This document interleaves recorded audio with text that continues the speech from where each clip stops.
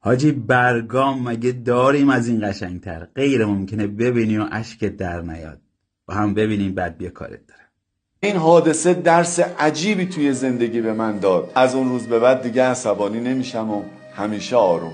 سال 85 شهرک صنعتی شمس‌آباد کارخونه تزریق پلاستیک آقای منفرد داشت این نیم طبقه سوله رو بازسازی میکرد. میگه همه کارا رو انجام دادیم، فقط مونده بود یه پنجره که بیاد حفاظش رو جوش بده آهنگر. هر چی زنگ میزدیم یه ساعت دیگه میام، 2 ساعت دیگه میام. میگه اعصابم خورد شد، زنگ زدم هر چی از دهنم در اومد بهش گفتم و موبایل قطع کرد. بعد از ظهر کارخونه از کف آتیش گرفت، آقای منفردم تو نیم طبقه گیر افتاد. میگفت آرمان تنها جایی که تونستم خودم رو نجات بدم همون پنجره‌ای بود که اون آهنگر نیومد اونو جوش بده، وگرنه الان جزغاله شده بودم.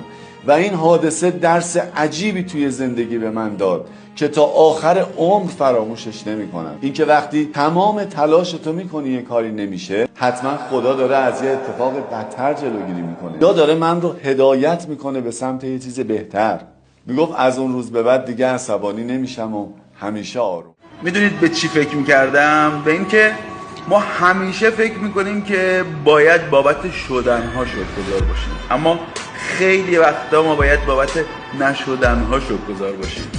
آخه خیلی از نشدنها به نفع ماست، اما ما اون موقع داغیم و نمیفهمیم. بعدن که یه خورده احساساتمون قابل کنترل تر میشه متوجه میشیم چقدر این نشدنه به نفع من. دوستتون دارم، شاد باشید. شد نشد ولش کن.